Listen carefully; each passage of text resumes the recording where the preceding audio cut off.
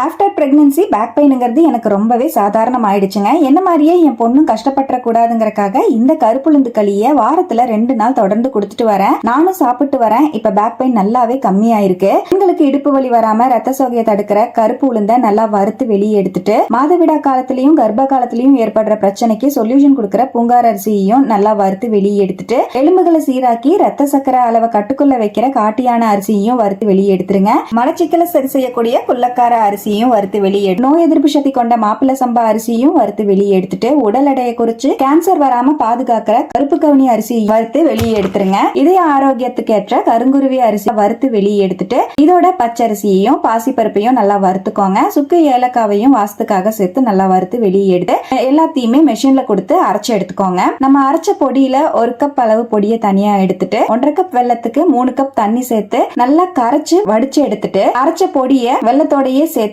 நல்லா கை விடாம மீடியம் ஃப்ளேம்ல கலந்துட்டே வந்தோம்னா கெட்டியானதுக்கு அப்புறம் 1 டேபிள் ஸ்பூன் நெய் சேர்த்து நல்ல சுருளை இந்த மாதிரி கலந்துட்டு இந்த கன்சிஸ்டன்சி வந்ததுக்கு அப்புறமா ஸ்டவ்ல இருந்து இறக்கிடுங்க.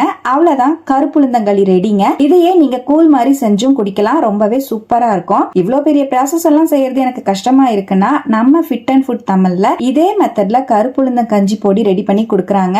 தேவைப்படுறவங்க அவங்களோட வாட்ஸ்அப் அண்ட் வெப்சைட் டீடைல்ஸை நான் உங்களுக்கு ஸ்கிரீன்ல கொடுத்திருக்கேன். பேஜையும் டேக் பண்ணிருக்கேன். கண்டிப்பா செக் பண்ணி பாருங்க. பாய்.